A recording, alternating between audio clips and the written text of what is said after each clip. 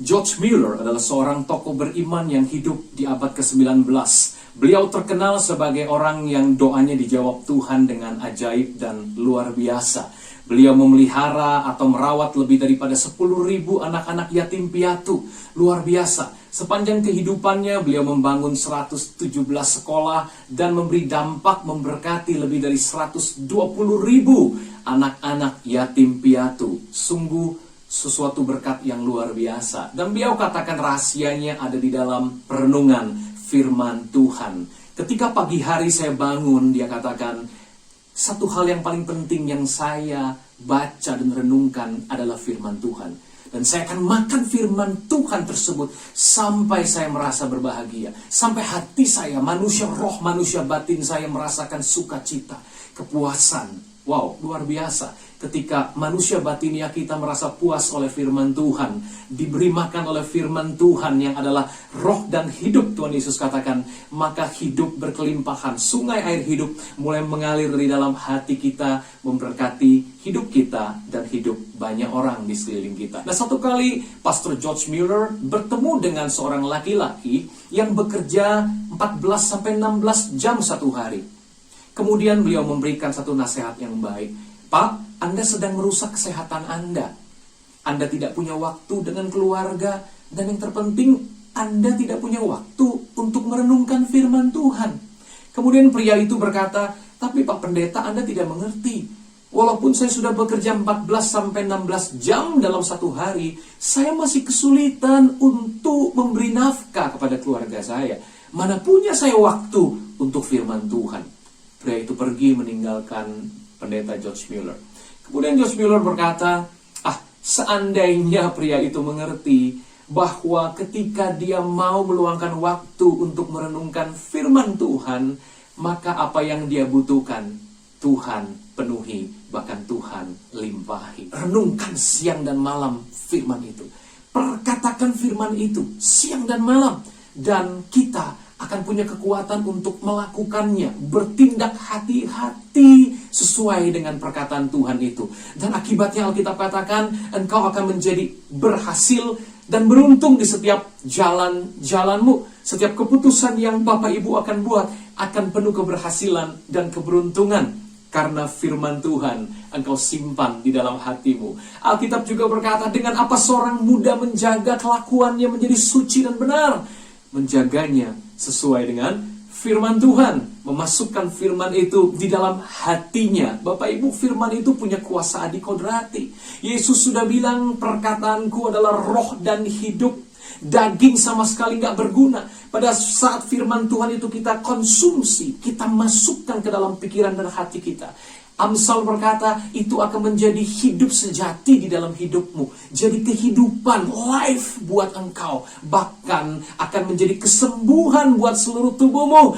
Health, kesehatan, to all your flesh, untuk dagingmu. Yang supranatural kita konsumsi, itu mempengaruhi, mendominasi yang natural di hidup kita. Keuangan kita menjadi baik, kesehatan kita menjadi prima, keputusan kita menjadi bijaksana dan penuh dengan akal budi. Alkitab katakan, lebih daripada pengajarku atau orang-orang yang mungkin punya background hebat, punya titel luar biasa, tapi firman Tuhan yang direnungkan membuat Anda dan saya tampil lebih cemerlang daripada orang dunia. Oh, luar biasa, karena ada hikmat Tuhan di dalam firman-Nya. Maka segala yang fisik dalam hidupmu akan menjadi baik, kelimpahan, kemakmuran, kesehatan, hubungan satu dengan yang lain, hubungan antar sesama dengan keluarga, semua menjadi baik. Dan pribadi kita akan menampilkan rupa dan gambar Kristus setiap hari. Makin lama, makin besar gambar dan rupa Kristus itu dinyatakan. Oh Bapak Ibu, itu sebabnya Marta ditegur sama Tuhan Yesus.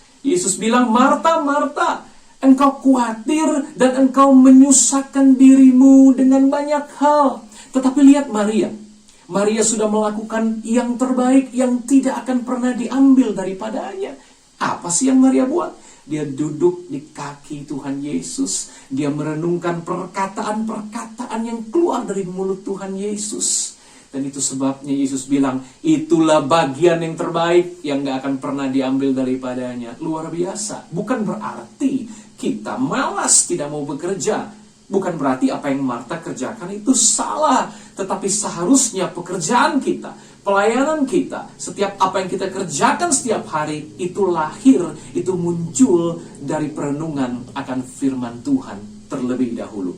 Maka sekali lagi firman Tuhan akan membuat engkau berhasil dan beruntung. Engkau akan seperti pohon yang ditanam di tepi aliran air, tidak takut dengan musim kering, tidak takut dengan panas terik, terjemahan Inggris katakan. Bahkan dia tidak melihat, tidak merasakannya. Kenapa? Daunnya akan terus hijau, dia akan terus berbuah lebat apapun yang terjadi. Dan yang disentuh dengan tanganmu, Tuhan katakan, Tuhan akan membuatmu berhasil. Saya himbau kita semua, bangun kembali hubungan kita dengan firman Tuhan. Jangan sekedar baca, renungkan itu siang dan malam, perkatakan itu. Izinkan firman mendominasi seluruh hidup Anda dan saya. Maka dampak ajaib terjadi dalam nama Tuhan Yesus. Tuhan Yesus memberkati Anda. Firman-Mu pelita bagi kakiku, terang bagi jalanku. Firman-Mu pelita bagi kakiku, terang bagi jalanku. Waktu ku bimbang dan hilang jalanku, ku tahu Kau ada di sisiku. Takkan ku takut asal Kau di dekatku, besertaku selamanya. Oh, firman-Mu pelita bagi kakiku, terang bagi jalanku. Terang bagi jalanku. Oh, terang bagi jalanku.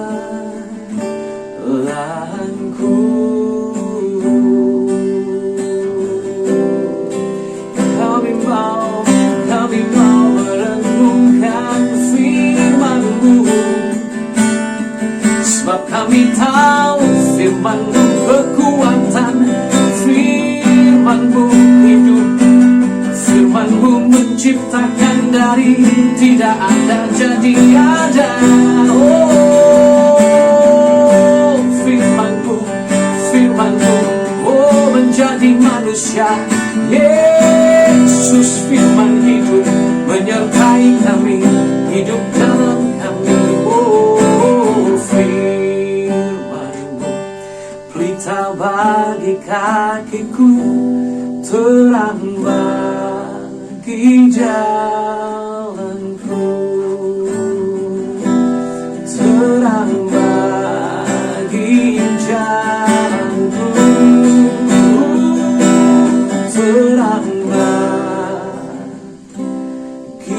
jalanku.